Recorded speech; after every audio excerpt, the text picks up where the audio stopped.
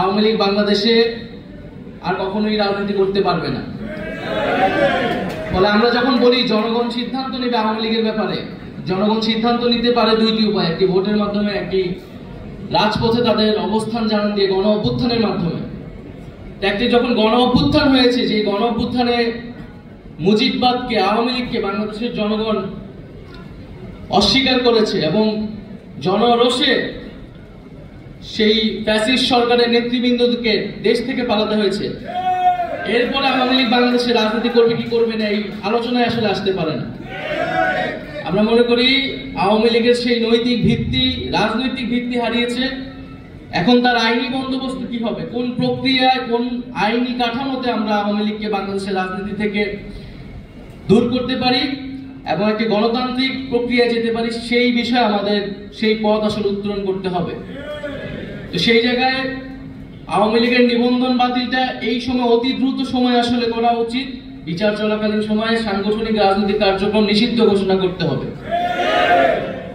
এবং বিচারের মধ্য দিয়ে আওয়ামী লীগের একটা চূড়ান্ত ফয়সালা হয়তো আমরা পাবো। দ্বিতীয়ত, সংস্কারের কথা সকল রাজনৈতিক দলগুলাই বলছে। আমরা বলছি যে একটা মৌলিক সংস্কারের জায়গায় আমাদের ঐক্যবদ্ধ হতে হবে, যেই সংস্কারের মাধ্যমে শাসন ব্যবস্থা এবং ক্ষমতা কাঠামোর পরিবর্তন হতে পারে। সেই মৌলিক সংস্কার যদি না হয়, তাহলে বাংলাদেশের আসলে যে আকাঙ্ক্ষার জায়গা থেকে পরিবর্তন, সেই আকাঙ্ক্ষা আসলে বাস্তবায়িত হবে না।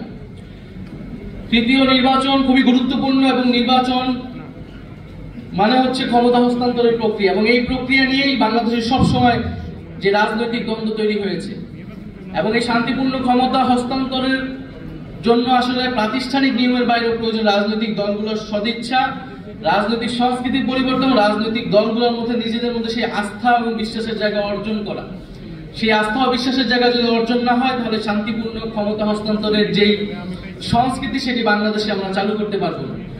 For more updates, follow us on Facebook, subscribe our YouTube channel, get the latest update on www.daily-sun.com.